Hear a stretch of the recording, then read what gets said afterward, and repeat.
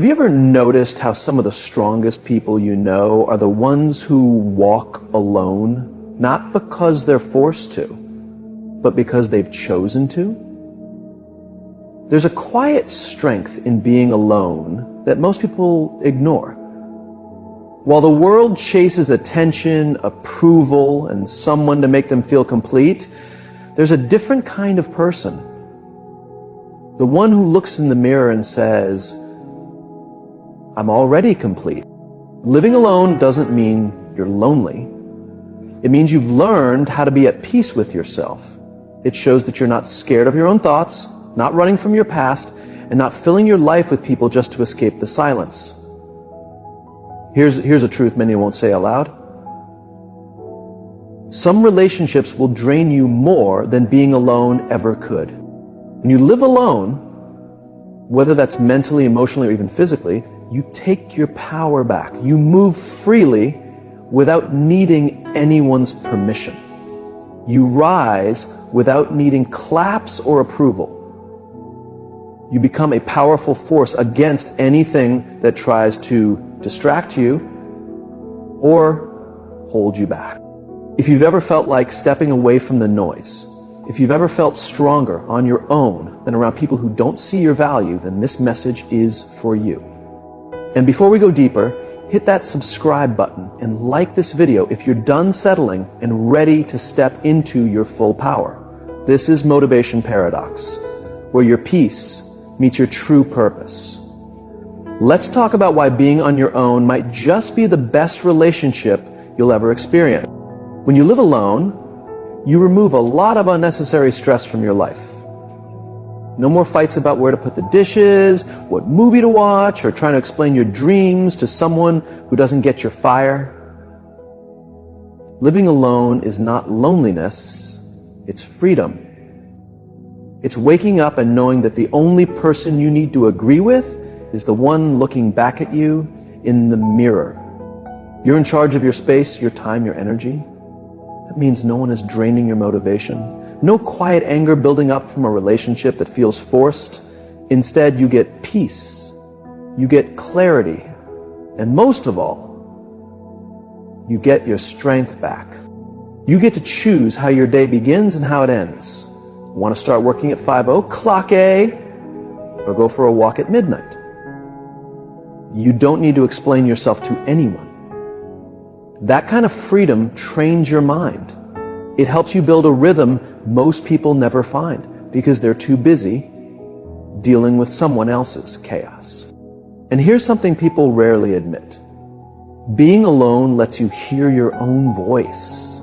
In relationships that aren't right, your voice slowly fades. Your needs get ignored. You end up giving so much that you lose sight of who you really are. But when it's just you begin to really listen to that inner voice. You sharpen your instincts. You follow your gut. You stop adjusting yourself to someone else's storm and start steering toward your own calm. Many people think being alone means you're lost. But in truth, the most grounded people are often the ones who've walked through life on their own. They've built a space where their soul can breathe, not just survive. Living alone teaches you how to take care of yourself. It takes away the pressure of being everything for someone else. Instead, it gives you the chance to become everything you were meant to be for you. Because true freedom isn't about running away. It's about taking full control. And when you're living alone, you own every part of your life. That's not scary, it's powerful. That's something to respect and protect. Always choose freedom over friction. When you live alone, silence doesn't feel uncomfortable, it becomes powerful. In that quiet, you begin to understand things that were hidden under the noise. The noise of opinions, distractions, fake friendships, and forced happiness. Now the room is still, and for the first time in a while, your thoughts have space to breathe. You start to notice how much energy you used to spend trying to be understood, trying to meet other people's expectations, trying to explain your heart to someone who never really listened. That kind of emotional effort leaves you drained. But in solitude, confusion fades. You stop wondering who you are. You begin to know. No pressure to pretend, no need to fake a smile to avoid conflict, no silent tension in the air, just you and the truth. Being alone removes the background noise. It clears the clutter. And it teaches you a lesson most people never learn. Peace doesn't come from comfort. Peace comes from clarity. And let's be honest. When you're always around others, especially the wrong ones, their voices blur your thinking. You doubt yourself. You delay choices. You forget what your instincts sound like. But in your own company, you reset. You hear your own voice clearly. And this voice doesn't whisper, it leads. It directs you toward growth. It reminds you of your value. And without the burden of other people's opinions, you actually move forward. Many people search for clarity in other people, in relationships, in approval, but they never find it because clarity doesn't live there. It lives in quiet. It lives in time alone. In those early mornings when the sun rises and it's just you and your breath. Living alone gives you a sacred space to reflect and to see life without confusion. And once you see life clearly, you can't go back to living in chaos. That's why being alone isn't moving backward. It's actually the next step most people are too scared to take. Because clarity takes courage. But once you choose it, you never accept confusion again. When you live alone, you stop asking for permission to be yourself. You don't have to argue for your peace. You don't need to explain why you enjoy quiet, or why you are picking discipline over distraction. You just live free. And that kind of freedom is rare because most people are stuck living by someone else's emotions, moods, and expectation. But when you're alone, you do what's needed. No waiting for agreement. No waiting for a nod of approval. Want to wake up at 4 a.m. o'clock, 8 a.m. and work in silence? Do it. Want to pray at night or meditate with the moonlight? Do it. No one's watching. No one's judging. You're not tied to anyone else's emotional schedule. This kind of freedom unlocks something powerful inside you. It makes you unshakable in the best way. Because once you've lived without needing anyone's approval, no one can control you with it again. You stop shrinking to fit in places that never matched your soul. You stop dimming your light to make others feel okay in the shadows. You start living bright, bold, and fully honest. People don't talk about this enough. Even the relationships that look perfect often come with invisible chains. You start changing your habits, your mindset, even your dreams, just to keep things smooth. You stop doing what lights you up and start doing what pleases them. That's not love. That's a quiet prison dressed up with sweet words. But when you're alone, you learn what it means to choose yourself every day. You move without holding back. You speak with honesty. You heal without outside noise. You heal without interruption. You grow without resistance. And most importantly, you learn to love yourself without conditions. See, the world will try to tell you that something's wrong with being alone, that you need someone to make you whole. But you're not a half waiting to be completed. You're already whole. Already enough. Already powerful. Living alone teaches you that solitude isn't emptiness. It's full of answers. Answers about who you are, what you need, and what you refuse to tolerate ever again. Because once you've experienced peace, the kind that doesn't come from a person, a place, or a thing, but from within, you won't trade that peace for anything. Not for company, not for comfort, not even for love that costs your soul. Living alone becomes your sacred ground, the place where you rebuild what others broke, where you unlearn the lies the world taught you, and where you finally start becoming the version of yourself you were always meant to be, not the one others expected you to be. You create your rhythm, you guard your energy. You design your environment with purpose. You eat, speak, move, and rest with intention. There is no pressure to entertain, no weight to perform, just presence, just peace, just power. And that's when something shifts. You stop chasing people, you stop over-explaining, you stop shrinking for acceptance. Because now you see the peace you found on your own is far more valuable than the chaos you once called connection. You stop settling for relationships that only offer moments of peace between storms. You stop craving attention and start respecting your own energy, because real love, the kind that's worth your time, won't cost you your sanity. It won't drain you or ask you to break yourself just to be held. No. Real love will recognize the sanctuary you've built inside yourself and protect it, not invade it. So if you're walking this journey alone right now, not because you have to, but because you've finally seen your worth, know this: you are not lost. You are not behind. You are not broken. You're just walking a road that only the brave walk. And though it's quiet, it's powerful. Though it's still, it's healing. And though it's hard, it's sacred. Don't rush back to noise. Don't settle for distractions dressed as love. Don't apologize for choosing you. Because one day, someone might come along who doesn't disturb your peace, but joins you in it. Someone who sees you clearly because you've seen yourself first. But until then, and even then, stay true to the sanctuary you've built. Stay loyal to the life you're creating, and stay grounded in the truth that being alone is not your weakness, it's your weapon. You are not lonely, you are becoming, and that is the most powerful thing you could ever do. Welcome to your era of elevation. This is Motivation Paradox, where peace meets purpose. And if you feel this message in your soul, don't forget to like, subscribe, and share this with someone who needs the courage to choose themselves again. Because living alone, it's not the end of love.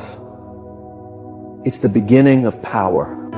Without interference, and in that quiet, you find rhythm. A divine rhythm. A rhythm where you're no longer racing to keep up with someone else's journey. You're fully focused on your own path. And that changes everything.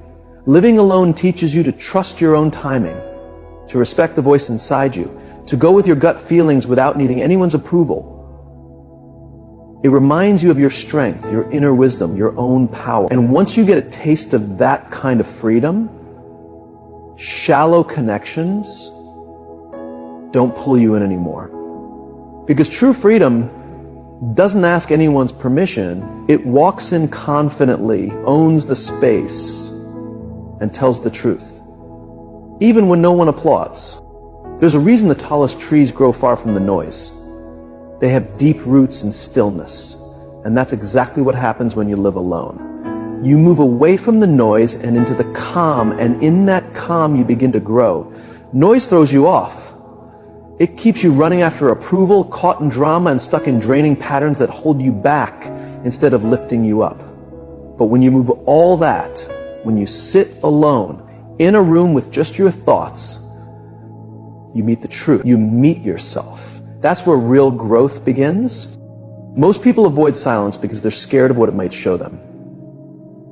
But when you live alone, there's no one left to blame, no one to hide behind. It's just you, your choices, your habits, your inner struggles.